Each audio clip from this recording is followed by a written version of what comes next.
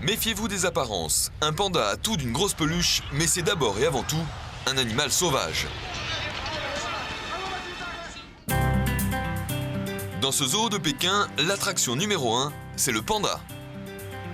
L'animal qu'on voit sur ces images est un panda géant. C'est un animal qu'on trouve dans les montagnes au nord-est du plateau du Tibet. C'est un animal qui est aujourd'hui classé dans la famille des ursidés. Il reste aujourd'hui à peu près 1000 pandas dans la nature.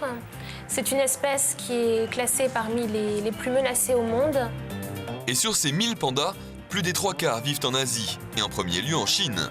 C'est une espèce qui a été énormément chassée au début du siècle pour faire des descentes de lit. Dès 1939, elle a été déclarée trésor national et complètement protégée en Chine. La chasse d'un panda en Chine est passible de peine de mort. Et il y a eu des condamnations récentes jusqu'en 1995 où un paysan a été condamné à perpétuité pour avoir tué un panda. Aujourd'hui, cet herbivore qui raffole des bambous partage son temps entre manger et dormir. C'est un animal qui est tout sauf agressif, même s'il possède tous les apparats pour se rendre redoutable si nécessaire. Le panda a des griffes très saillantes, ainsi qu'une paire de canines vraiment très importante. Il fait à peu près entre 100 et 120 kilos. Mais il est très rare que ces canines féroces servent à blesser et encore moins à tuer.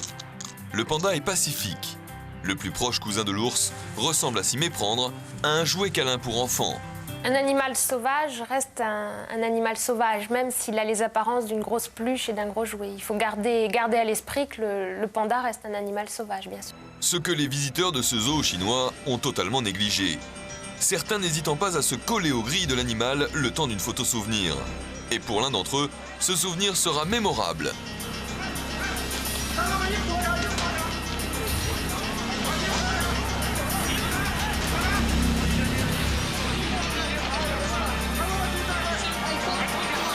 Placide, pâteau, adorable le panda. Alors qu'est-ce qui a bien pu pousser celui-là à une telle attaque? Il a dû sentir quelque chose sur la veste ou dans les poches qui l'intéresse, peut-être des friandises ou quelque chose comme ça. Et comme il l'a eu à portée de main, il a essayé de l'attraper. Et pour le panda, pas question de lâcher prise. Seul, là, je donne pas beaucoup de chance à ce monsieur.